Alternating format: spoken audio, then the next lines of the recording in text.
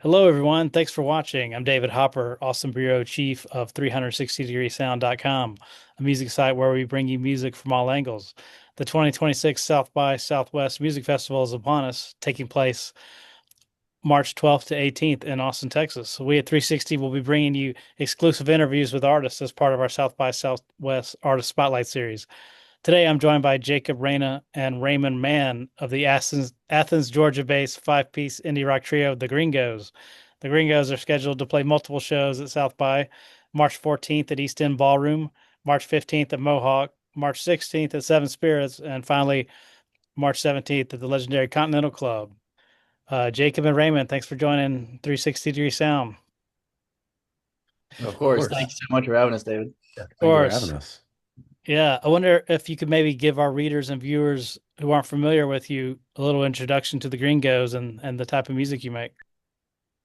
Yes, sir. Absolutely. Well, like we said, we're the Gringos from Athens, Georgia. We started about 3 years ago.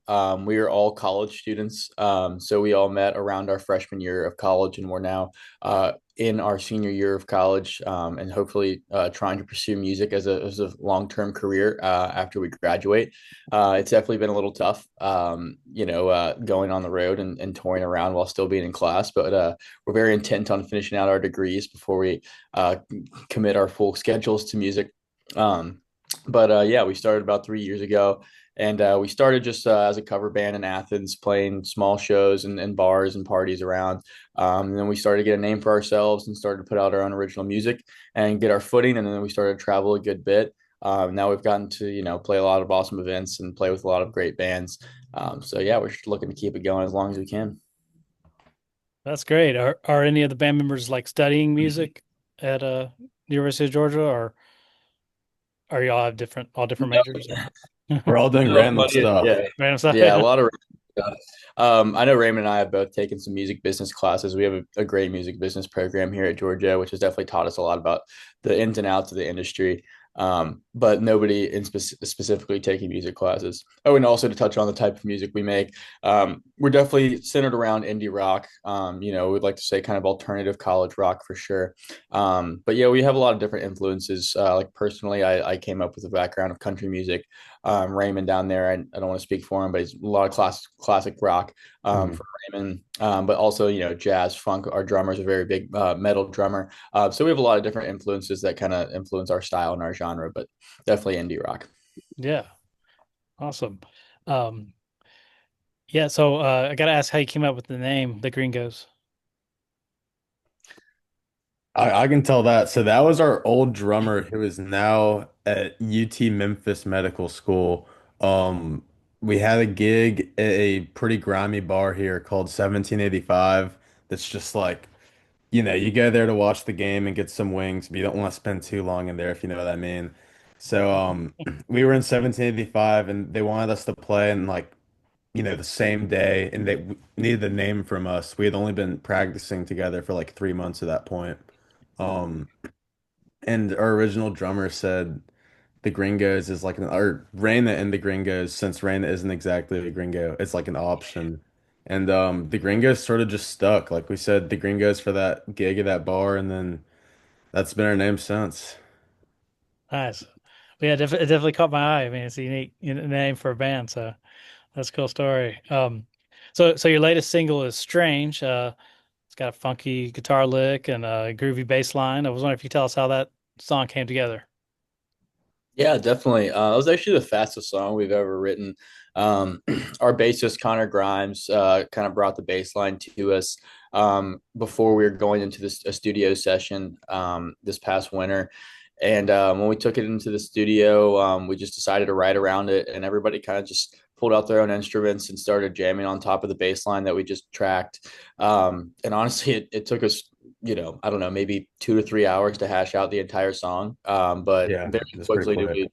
we very quickly found a groove, and then really the bulk of the time was just writing and finalizing the lyrics. We kind of got the structure down within an hour, and then we ended up tracking it and recording the full song just 2 days later. So it was definitely that was the quickest song we've ever written and recorded, and we definitely liked how raw it was to us and how new it was to us, and to be able to track that, just 2 days later is very fun experience. Yeah, for sure. So Raymond, you're the lead guitarist? Yeah, me and our other guitarist switch off lead on a lot of songs. We do a lot of harmonies too. Okay. Yeah, I mean the guitar tones stuck out to me. It's definitely kind of up on the fretboard and kind of recalls like funk and I'd say even surf music in certain songs, maybe some Thank reggae you. too. What if you could Yeah, tell us a little bit about your guitar style and what you bring to the band? for sure. So, I guess going it through it from influences, I would say Jimi Hendrix is very high up there. Soloing and rhythm. I would say that Led Zeppelin is high up there for riff writing. I think that it's very important to have a catchy, they call it like an earworm type of hook that one of those guitar tunes that you can just hum all day. I think that's a really important part of playing. Um, I also like within the past 6 months have been keeping it as simple as possible without, boring the audience and like really trying to get the message across, which does tie in like Bob Marley is a huge influence of mine. Like you said reggae there, like that's sort of where that ties in. Like I try and keep things like to the core. Yeah, sure. Well, sometimes simplicity is best, I think, with connecting and moving the crowd. No, But for sometimes if you sure. get too complicated, they may lose interest. But Yeah. um, in retro seems to be one of your most popular songs. It's the most streamed on Spotify, almost 700,000 streams. Is that a fan favorite at shows?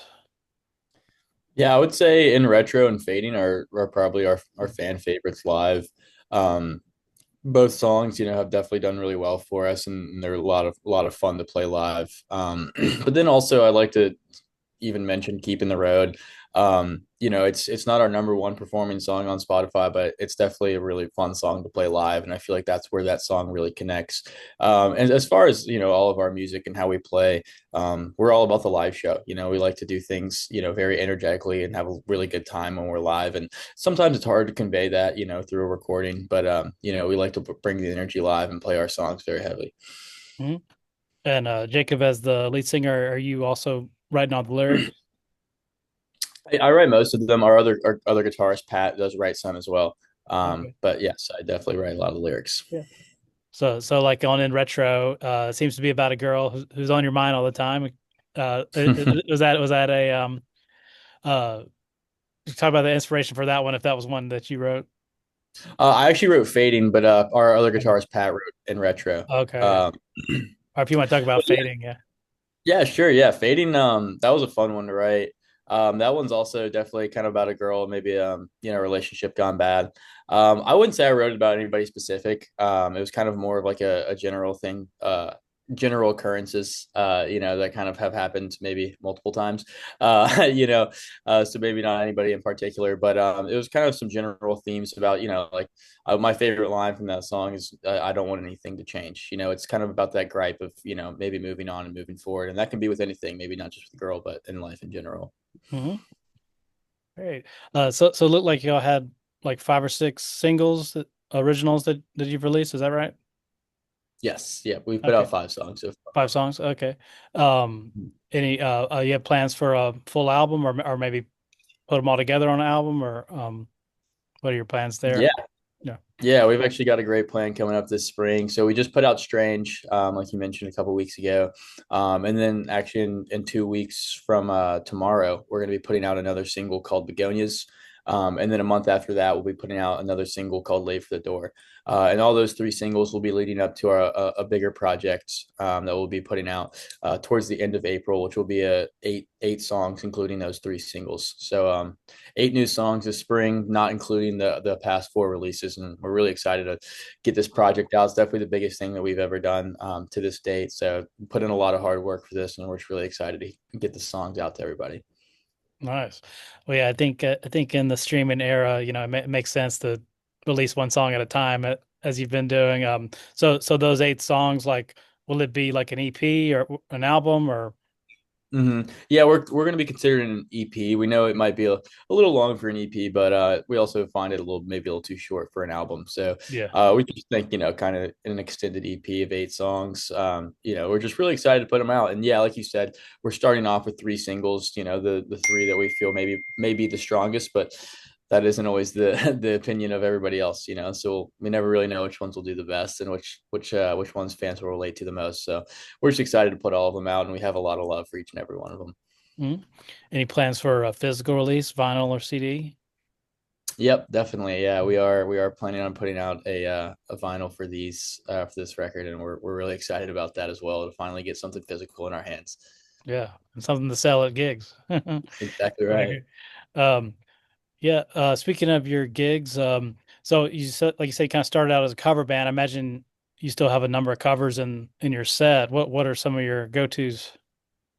Yeah, absolutely. I we love playing covers. You know, it's as much as we love playing our own music. You know, it's always a little bit better, but we also love playing covers. You know, we love it. We love having a good time with the crowd. That's really what we're all about. You know, is having a good time and bringing moments to certain places. You know, and sometimes nostalgic songs that everybody knows really does the trick to bring a moment and help people have a good time.